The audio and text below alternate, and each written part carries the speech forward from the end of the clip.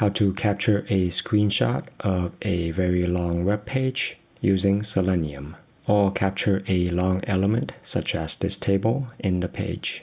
Here I'm starting the browser with some additional arguments. I want to start Chrome in headless mode, and I want it to start with its window maximized. I've already ran this code, so Chrome is running in the background right now, but because it is in headless mode, we won't see anything.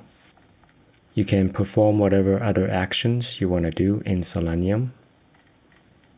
Now load the page that you want to take a screenshot of. Use WebDriver wait to wait for one of the key elements on the page to become visible. For me, I have an element with a class name of table-responsive. I want to make sure this element shows up on the page before I take the screenshot. I have a timeout set to 10. If the element doesn't show up, I would get a timeout exception. After the page has loaded, we'll use JavaScript to get the full height of the page and the full width of the page. Now set the window size using that width and height, and then take a full page screenshot or a full element screenshot.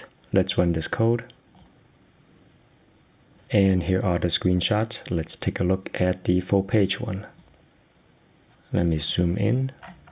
You can see that the bottom got cut off, and that is because my menu is actually a fixed position item, so it's messing up how JavaScript interprets the full height. The easiest way to fix this is to go to the page height and add some pixels to accommodate for the fixed position elements.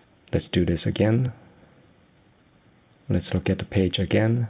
Let me zoom in at the bottom. Now you can see that it has captured the full page.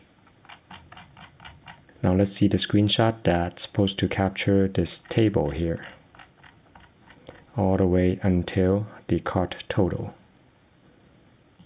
Let me zoom in. And here's the screenshot of the table element. After you have captured your screenshot, don't forget to quit the browser, otherwise it will continue to run in the background.